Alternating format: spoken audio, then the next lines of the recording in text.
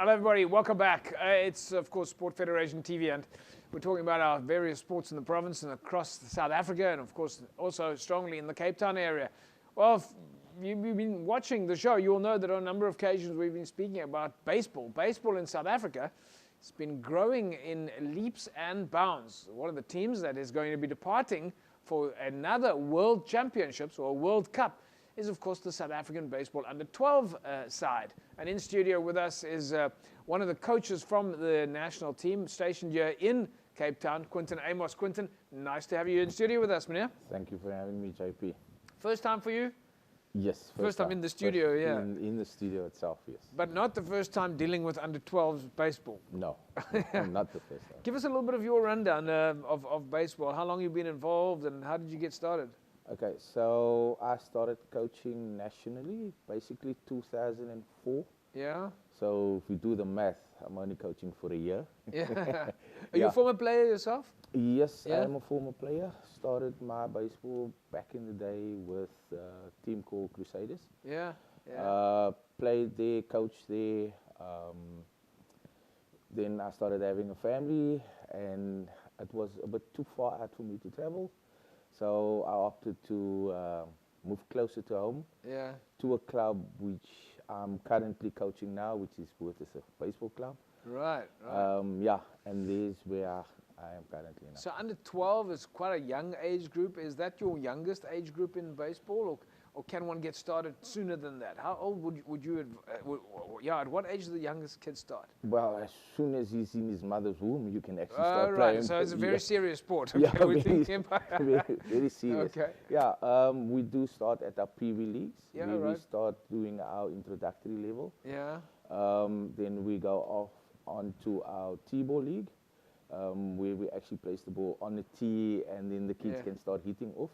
Parents can do that at home on any standing object. Okay, so with the T-ball, there's no pitching. You're not throwing the ball at each other. No. Right. No. Okay. Your ball is stationary. You put the ball on a little block, and the kids can start hitting from there. Once he's got his hand and eye coordination, then from there we move on to our throwing mechanics and everything, and there's where we start moving up to the under-12s, where everything starts getting serious. Yeah.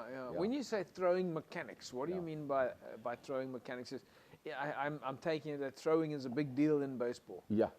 Throwing is a big deal.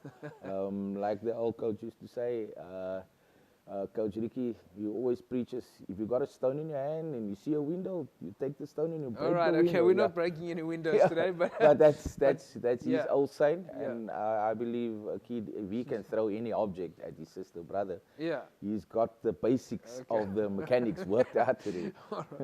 Okay, so folks, we're not encouraging any stone throwing on the show, so please, we're talking about baseball, and of course one of the techniques within baseball is the ability to throw and the ability to pitch. And do you need to be a certain type? I mean, we were talking to some of the guys from different sport codes. Basketball players are quite tall, volleyball players are quite tall, swimmers are quite tall, martial arts guys maybe got different shapes, wrestlers and so on. Is there any sort of physique in baseball that is in high demand? Do you need any sort of specific skill set or strength to be a good baseball player? Not actually. Basically, you can be the shortest guy on the team, but be the quickest, though. Yeah, okay. You can be the tallest and be the slowest guy on the team. Yeah. But in baseball, it's any shape and size you can count. Okay, so you guys have got an under-12 baseball team now, South African under-12 baseball team. You're heading to Taiwan to compete. There's still quite a few weeks to go before you leave. Are there teams around the country now basically preparing? Yes, we basically made up of 8 kids from Gauteng province, two kids from Limpopo, 1 from Gqeberha, and then the other 7 is from Cape Town. Which makes up our team of 18 players, basically. So we're all on the same program. So how do you coordinate who's doing what? You've got people in Western Cape and Limpopo, in Eastern Cape. How do you get a team on the same program? We basically, our head coach is based in Gauteng. Yeah. So he sends out the programs. Okay. We've been on a camp recently where we've gone through the program. Right. But we've been following the program now for the past 2.5 months now. So every week the program changes because we need to intensify and increase the level of baseball. Okay. And so tell us a little bit about the camp. How was that? Well, for us, the camp was basically just trying to see what the kids is all about, if they can gel as a team. Okay. It was a 21-man camp, basically, so everybody was together in one specific hall. Yes. It was a whole weekend process. So first night, we just wanted to see the interaction. Yeah.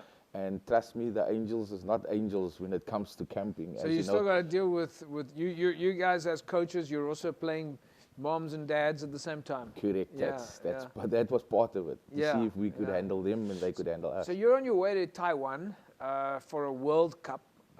This is the World Baseball U12 World Cup.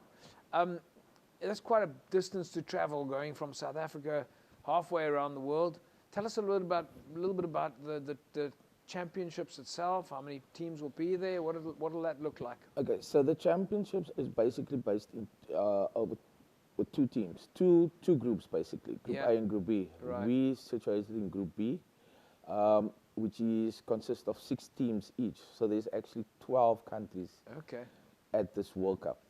So the first round is Group B. We're hoping, and I think we're ready to go through to the actual finals itself. Right. So is this the best of the best? At this championship? Yes. Who's the top under-12 country out there? Out there at the moment, it's between 2. It's between America and Chinese Taipei. Right. Okay. So but for them, this is almost a full-time sport.